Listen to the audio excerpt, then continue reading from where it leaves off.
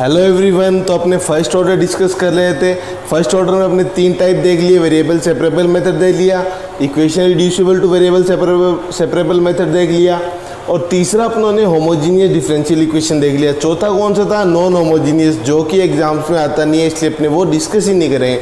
फालतू के पे टाइम वेस्ट करने से कोई मतलब नहीं है। पांचवा टाइप क्या था? Exact differential equation. तो आज क्या पढ़ेंगे? Exact differential equation. तो एग्जैक्ट डिफरेंशियल इक्वेशन पांचवा टाइप अपना क्या है? Exact differential equation. सर ये एग्जैक्ट डिफरेंशियल इक्वेशन बहुत सुन रखा है, होता क्या है ये तो बताइए। देखो कोई भी इक्वेशन आपका ऐसे लिखा है ना, एम एक्स वाई, एम कोई फंक्शन है एक्स वाई में, डी एक्स प्लस एन कोई फंक्शन होगा एक्स वाई में, ठीक है, डी वाई इक्वल्स टू 0, ऐसा कोई फंक्शन है लिखा हुआ, जिसको आप कैसे रिप्रेजेंट कर पाओ? अगर मैं इस फंक्शन को डिफरेंशिएशन ऑफ एक्स या वाई कोई भी फंक्शन में रिप्रेजेंट कर पाऊँ तो मैं उस इक्वेशन को एग्जैक्ट डिफरेंशियल इक्वेशन बोलूँगा। क्या मतलब कि अगर कोई भी फंक्शन ऐसा लिखा जाए, एम एक्स वाई में कोई भी फंक्शन है, ये d x plus n x y d y, ये स्टैंडर्ड फॉर्म है एग्जैक्ट इक्वेशन की, ठीक है। अगर इसको मैं कोई differentiation of x of y में अगर मैं रिप्रेजेंट कर पाऊँ, जैसे एग्जाम्पल के तौर पे अगर मैं बात करूँ, x d y plus y d x को आप क्या लिख सकते हो? देखो m d y plus n d x, ये एक्स वाई है ना, फंक्शन है, कोई एक्स में है, सिर्फ वाई नहीं है, एक्स वाई भी हो सकता था, ठीक है।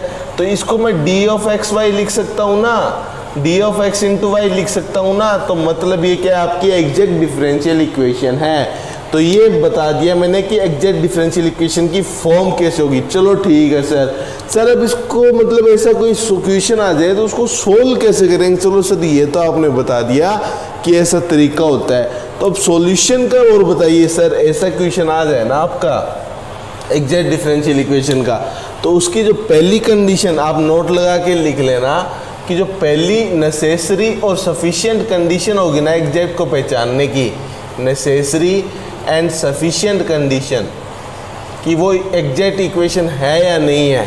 जो आपका जो ये एम है, डी एम, ठीक है, याद रखो एम के साथ डी एक्स है तो इसके नीचे आएगा डी वाई, और ये पार्शियल है, पार्शियल डेरिवेटिव है ना, मैंने बताया था कर्ल साइन पार्शियल का होता है। तो d m by d y equals to d n by n के साथ वाई है तो नीचे एक्स आएगा, तो d n by d x.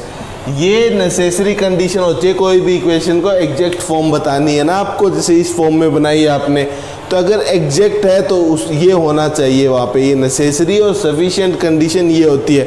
चलो सर ये अगर बराबर आ गए तो उसको सॉल्व कैसे करेंगे? तो फिर आपका क्या रहेगा? दूसरा स्टेप आपका ये रहता है, ये पहला हो गया, दूसरा तो जनरल सॉल्यूशन आएगा ना आपका, general solution of exact equation, exact differential equation का जो जनरल सॉल्यूशन आएगा वो आप क्या लिखोगे? वो आप लिखोगे, देखो मैं बताता हूँ अब आपको, जो integration of m d x, क्या m d x, sir m d x, और यहाँ पे आपका y क्या रहेगा? कांस्टेंट रहेगा। ये पहली टर्म की एम की बात कर ली। दूसरा क्या आएगा? प्लस इंटीग्रेशन एन की जो भी टर्म्स जहाँ पे x नहीं हो, terms of n does not containing x, terms of n does not containing x, वो यहाँ लिखनी है इंटू डी वाई। तो ये आपका इक्वल्स टू कोई कांस्टेंट c। तो ये आपका जनरल सॉल्यूशन रहता है कोई एग्जैक्ट डिफरेंशियल इक्वेशन का। अगर ये कंडीशन सेटिस्फाई हो रही है तो इसके बाद में ये करना है। अब ये कैसे समझे सर? ये आपने बता दिया, मेथड तो बता दिया आपने, पर हम समझे कैसे? तो समझने के लिए कैसे समझेंगे? पीछे के प्रीवियस ईयर के क्वेश्चंस या फिर क्लास के क्वेश्चन जो भी मैं समझाऊँ आपको, वो देख के आपको समझना पड़ेगा कि कैसे अपने सॉल्व करते हैं कोई भी एग्जैक्ट डिफरेंशियल इक्वेशन के क्वेश्चन को। तो उसके लिए मैं कुछ क्वेश्चन देता हूँ आपको, ठीक है। तो मैं कुछ क्वेश्चन देता हूँ आपको एग्जैक्ट डिफरेंशियल इक्वेशन के, कुछ क्वेश्चन दे देता हूँ मैं आपको, ठीक है। तो ये 6 क्वेश्चंस मैंने आपको दिए हैं एग्जैक्ट डिफरेंशियल इक्वेशन को समझने के लिए। उसमें से 3 क्वेश्चंस आपके होमवर्क है। अगर ऊपर वाले 3 क्वेश्चन आपने समझ लिए तो कहीं पे नहीं अटकोगे आप। तो ये प्रैक्टिस के लिए 3 क्वेश्चन मैंने आपको दिए हैं और 3 अपने भी क्लास में डिस्कस कर लेते हैं। तो सबसे पहले ये वाला question, sir exact differential equation की क्या फॉर्म बताई थी, mdx plus ndy equals to 0। अब यहाँ से कंपेयर कीजिए, आप कंपेयर कीजिए यहाँ से dx के साथ वाला m आएगा, m की वैल्यू कितनी है, x और y में ही है ना, 3x² y² प्लस x²। ठीक है, n dy के साथ वाला n होगा, n की वैल्यू क्या है, 2x³ प्लस y²। अब आगे क्या बताया था, नेसेसरी कंडीशन और सफिशिएंट कंडीशन चेक करने के लिए dm यहाँ m के साथ x है तो m का किसके साथ पार्शियल करोगे, y के साथ, और dn/dx के साथ करो। फिर याद रखने का तरीका ये, अब पार्शियल y के साथ करोगे तो पार्शियल y के साथ करोगे मतलब सिर्फ y का करना है, x को कांस्टेंट मानना है। तो 3x² और y² का 3x² तो एज इट इज आ गया, y² का 2y हो गया सर, y² का 2y और x² को कांस्टेंट है तो x तो कांस्टेंट है तो प्लस 0। ठीक है, अब इसका बताओ x के साथ करना है तो ये वाली टर्म तो 0 और ये कितना हो जाएगा यहाँ पे 2x, x के साथ करना है ना तो 2 पहले से था ही, 3x², x की पावर n का क्या होता है nx n-1 into y constant plus 0। तो ये कितना हो गया 6x² और ये भी कितना हो गया 6x² और ये भी कितना हो गया 6x²। दोनों बराबर आ रहे हैं, मतलब नेसेसरी एंड सफिशिएंट कंडीशन अपनी सेटिस्फाई हो रही है, एग्जैक्ट डिफरेंशियल इक्वेशन है। तो इसका सॉल्यूशन कैसे निकालोगे सर, सॉल्यूशन तो जनरल सॉल्यूशन ऐसे लिखते हैं, mdx y कांस्टेंट मानते हैं प्लस n वाली वो terms does not contains x, जिसमें x नहीं हो, डज नॉट हैव x। ठीक है, into dy equals to constant c। तो अब बताओ इसका क्या आएगा, m क्या है, m को y कांस्टेंट मान के dx के साथ जो ये m है इसमें y कांस्टेंट मानो, आप y को कांस्टेंट ले, ठीक है, और 3x² y² प्लस x² इसको dx के साथ इंटीग्रेट करो। तो पहली टर्म करोगे तो क्या आएगी आपकी, पहली करोगे सर y कांस्टेंट है मतलब y² तो बाहर आ गया यहाँ से पहले वाली में से। अब ये है आपको पता है, अलग अलग कर सकते हैं ना, इसका अलग इसका अलग, इंटीग्रेशन का रूल होता है ये, तो a प्लस b का करना है तो a dx plus b dx कर सकते हैं। तो y² को कांस्टेंट माना, 3 कांस्टेंट अब आ रहा है x² का, x की पावर n का सर, x की power n plus 1 upon n plus 1, तो ये हो गया प्लस x² का x³/3 ये आ गया। चलो ठीक है, कांस्टेंट को उस साइड लिख ही रहे हैं तो यहाँ लिखने की जरूरत नहीं है। अब ये वाला दूसरा करो, ये तो m वाली टर्म होगी अपनी, अब दूसरी n वाली टर्म के लिए करना है तो n वाली टर्म करना है, तो उसका बताओ मेरे को क्या आएगा, n terms does not containing x। तो इसमें तो x है n वाली में, इसमें तो x है तो ये तो नहीं लेंगे, ये वाली लेंगे, तो क्या आएगा y² dy। ठीक है, इसको करना है तो क्या आएगा y³/3 इन दोनों को जोड़ के लिख दो। अब आंसर आ गया आपका 3x²। अब 3 से तो ये 3 कैंसिल हो गया ना, 3 से 3 कैंसिल, तो x³ y² plus x³/3 plus y³/3 equals to c।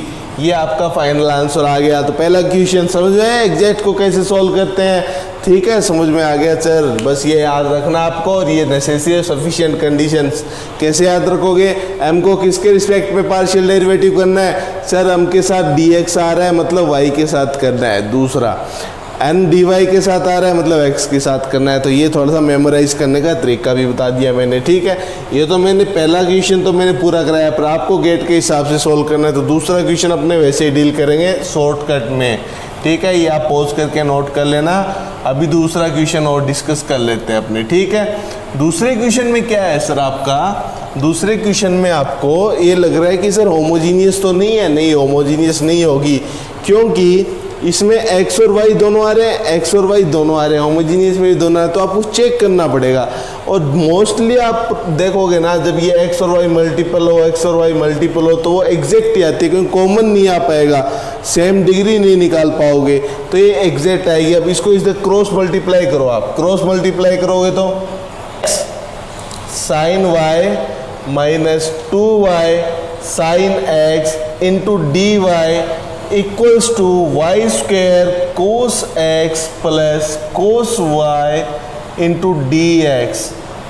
ठीक है, अब dx वाली टर्म वो है, dy वाली टर्म को उधर भेज दो ताकि ये इस फॉर्म में आ जाए, तो Y square cos x plus cos y into d x. इसको इधर भेजेंगे तो ये माइनस, इसके आगे माइनस आएगा, उधर जाएगा तो माइनस को अंदर मल्टीप्लाई करूँगा तो ये minus x sine y plus 2y, तो डायरेक्ट लिखो, अपने डायरेक्ट लिखना है, गेट का एग्जाम देना है, 2y sine x minus x sine y, sign change हो जाएगा ना, इधर आएगा तो माइनस आगे आएगा, वो अंदर भेज दिया मैंने, तो ये हो जाएगा इंटू डी वाई ये प्लस इक्वल्स टू 0। ठीक है, अब ये m d x plus n d y की फॉर्म में अपनी इक्वेशन आ गई, जहाँ पे m क्या है आपका, ये आपका m है और ये आपका n है, तो d m y d y कितना आएगा बताओ, y के साथ करना है x को कांस्टेंट मान के, तो वाई स्क्वायर कोस x का कितना होता है माइनस साइन x। ठीक है, कोस y का 0, और d m y d n by d x निकालो, d n by d x निकालोगे तो कितना आएगा, d n by d x निकालोगे तो कितना आएगा, इसको y के साथ करना था तो कोस y का 0 नहीं होगा, कोस y का क्या आएगा माइनस का साइन x माइनस का साइन y, सॉरी माइनस का साइन y। ठीक है, तो ये आ गया आपका, और ये y के साथ करना था तो ये आपका यहाँ माइनस साइन x नहीं आएगा, ये क्या कोस x को तो कांस्टेंट लेना पड़ेगा, तो ये आएगा, और ये वाई स्क्वायर कितना हो जाएगा आपका 2y हो जाएगा। ठीक है, तो 2y कोस x माइनस साइन वाई। अब n को x के साथ में करना है, n को x के साथ में करना है, तो 2y साइन x का कोस x माइनस x का क्या हो जाएगा 1 और साइन y। तो ये देखो 2y cos x minus sine y, मतलब एग्जैक्ट डिफरेंशियल इक्वेशन। क्यों सर, क्योंकि ये नेसेसरी और सफिशिएंट कंडीशन यहाँ पे सेटिस्फाई हो रही है, d m y d y equals to d n by d x. तो इसका सॉल्यूशन निकाल दो, इसका सॉल्यूशन निकालो, ये सेटिस्फाई होगी आपकी। सॉल्यूशन के लिए कैसे करते हैं, डायरेक्ट बताओ सर। इंटीग्रेशन m की वैल्यू क्या है y square cos x plus cos y dx, y को कांस्टेंट लेना है सर, प्लस n वाली जो टर्म जिसमें x नहीं है, कोई टर्म है क्या n में जिसमें x नहीं है, नहीं सर दोनों में है, तो 0 लिख दो, 0 dy इक्वल्स टू c।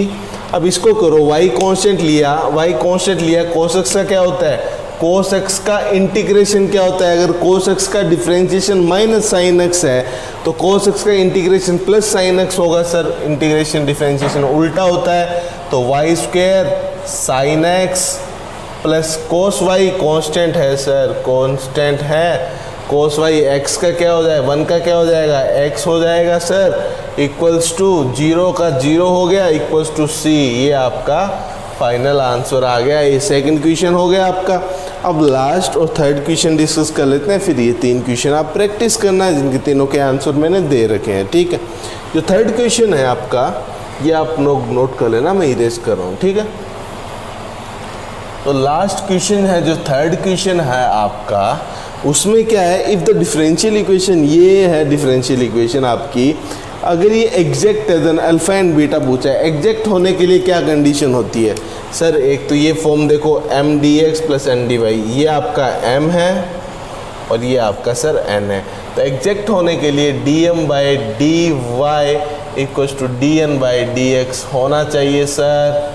मतलब पार्शियल कर दो, इसको पार्शियल करोगे, देखो ये वाली टर्म है, इसको y के साथ में पार्शियल डेरिवेटिव करना है, तो इसको y के साथ में अगर मैं पार्शियल डेरिवेटिव करूँगा, मतलब y के साथ करना है तो x क्या होगा कांस्टेंट, तो alpha x 3y square, plus y के साथ करना है तो y का तो क्या हो गया सर, y का डिफरेंशिएशन करना है तो 1 हो गया कोस x, ये आ गया equals to dn by d y, dn by d x, dn by d x, dn by d x, dn by d x करोगे, y को कांस्टेंट मानो क्योंकि पार्शियल डेरिवेटिव है, तो y को कांस्टेंट माना तो ये वाई स्क्वायर और एक्स स्क्वायर का 2x plus beta sine x, x के साथ में करना है तो बीटा साइन एक्स का डिफ्रेंशिएशन कोस एक्स होता है आपका, साइन एक्स का डिफ्रेंशिएशन कोस एक्स होता है। अब मेरे को बताइए सर, ये इक्वेशन आई है आपकी,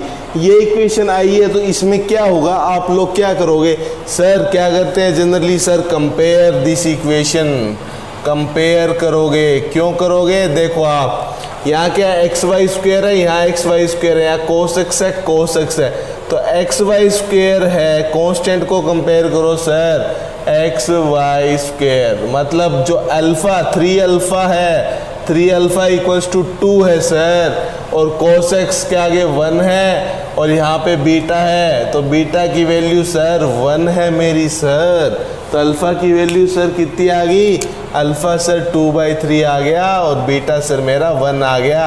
तो ये आज की क्लास में अपना एग्जैक्ट भी समझ में आ गया। तो एग्जैक्ट डिफरेंशियल इक्वेशन अपनी ये थी, ये 3 क्वेश्चन मैंने आपके साथ डिस्कस किए, ये 3 आपके लिए प्रैक्टिस के, एज इट इज़ जैसे मैंने करवाए हैं वैसा ही फॉलो होगा, क्योंकि एक ही रूल है, मैथमेटिक्स का कंसेप्ट क्लियर तो हर क्वेश्चन क्लियर। तीनों आप कीजिए, सॉल्व कीजिए, प्रैक्टिस कीजिए, ठीक है। तो ये एग्जैक्ट डिफरेंशियल इक्वेशन थी। Okay, have a good day, thank you.